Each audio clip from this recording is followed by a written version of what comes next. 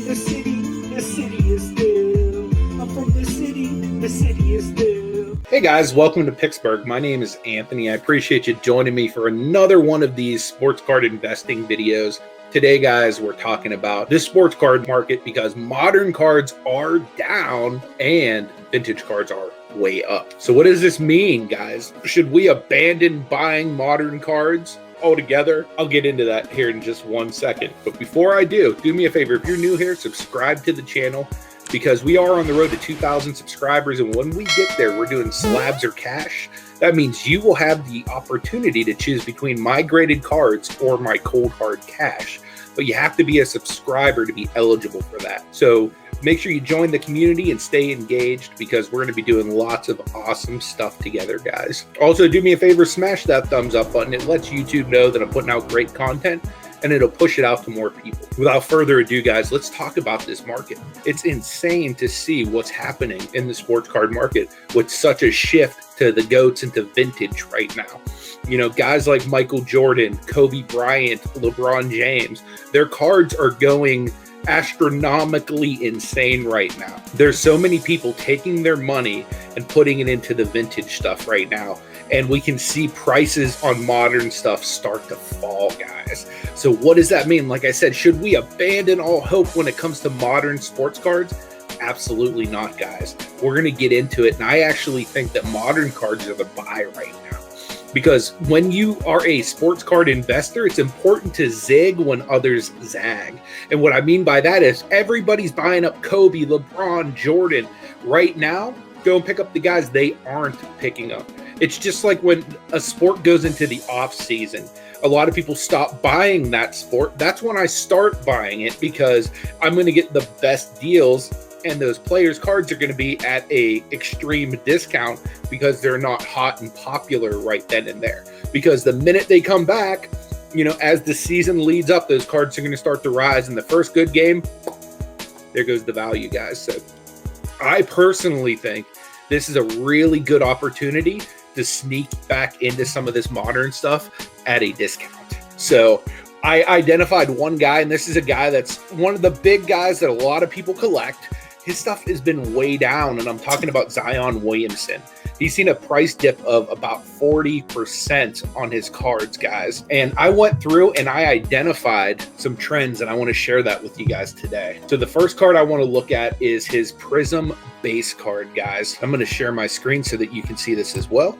Okay, so we're using Market Movers, which is a platform by the Sports Card Investor, and we're going to look at his SGC 10 Prism base card. And the reason I'm going with SGC here as opposed to PSA, which is king, and you'll see data the fastest with PSA. SGC, the data is going to get there later. And as we can see here, guys, the data came in later, and this card's already starting to trend up.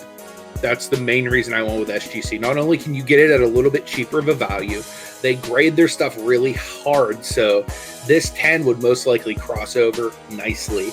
I mean, obviously buy the card, not the grade, but SGC grades really well. But if we look at this card, it's starting to trend back up, whereas it was all the way up here.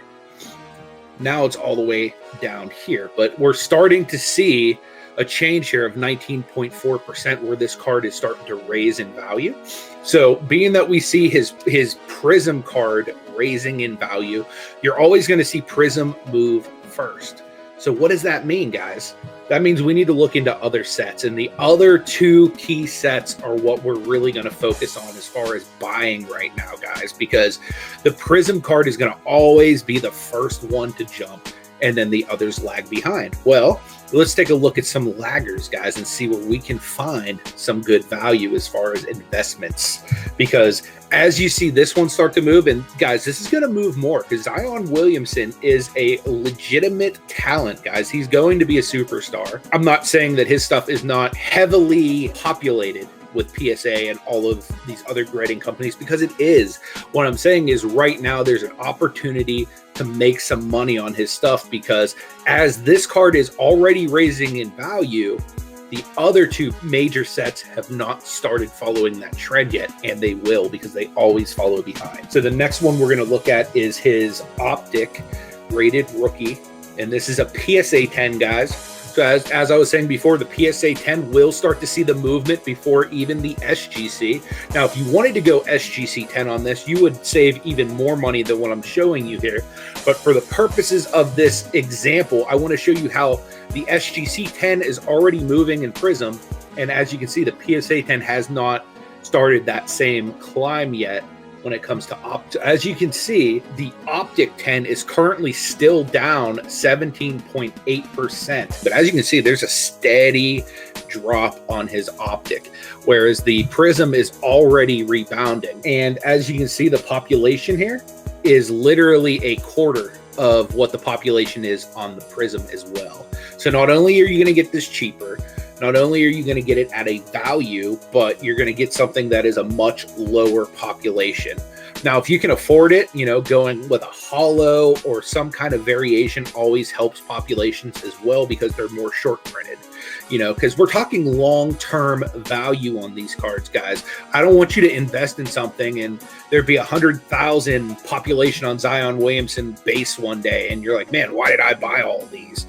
Not saying that his base is not going to be valuable, because it very well could be, should he live up to the hype. What I'm saying is there are ways to protect yourself when it comes to the long-term value of the card, and population is one of them, guys. So like I said, this card right here is only a quarter of what the Prism is. And like I said, you can still have this at a value. And the last card I want to talk about in regards to Zion Williamson, and this is actually my favorite set when it comes to collecting. It is hobby exclusive, and we're going to just look at the SGC 10 here, because again, SGC, you're going to find it at a much lower rate. It doesn't hold the value that PSA does. I do see in the future SGC kind of moving on up and getting a little bit more market legitimacy as far as that goes. But as you can see on this right here, it's a straight nosedive on this card. And like I said, these are going to be the last to catch up as far as the major grading companies. You're obviously going to see PSA and BGS catch up a lot faster than SGC. So as you can see right now, it's a great buying opportunity on this card. The last one sold for only $114 for a Gem Mint 10 Zion Williamson Concourse Select Rookie. That is a really good deal, guys. And the pops on Select are even lower than Optic. Because I have it on SGC, it's not going to give you the exact PSA pop here, but it is lower than Optic as well, because this is hobby exclusive, whereas Optic, you can go, just like with Prism, to Walmart or, you know, Target, Meijer, any of those places. You can pick it up in retail stores, or you can get the hobby versions, whereas Select is just hobby exclusive. So that means there's a lot less of it printed in comparison to the other sets.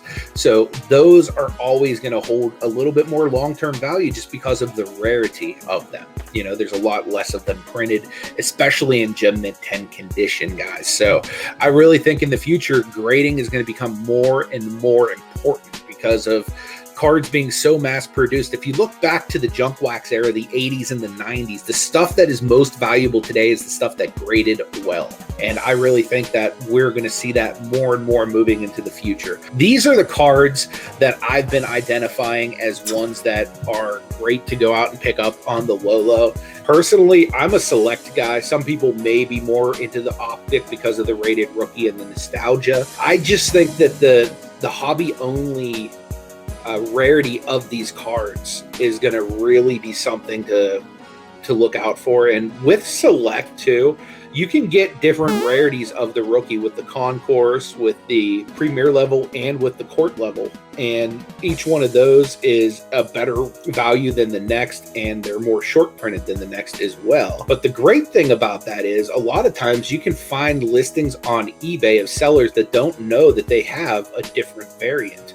You know, some years, not necessarily this year with Zion Williamson, but some of the years, the cards look pretty similar, guys, and you really have to know what you're looking for to know the difference. So there's a lot of value you can find buying Select right now. But again, I appreciate you guys watching this video.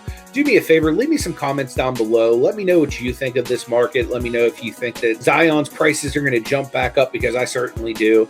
And guys, thank you so much for all of your time and for all that you do. May God bless you, and I'll see you in the next video.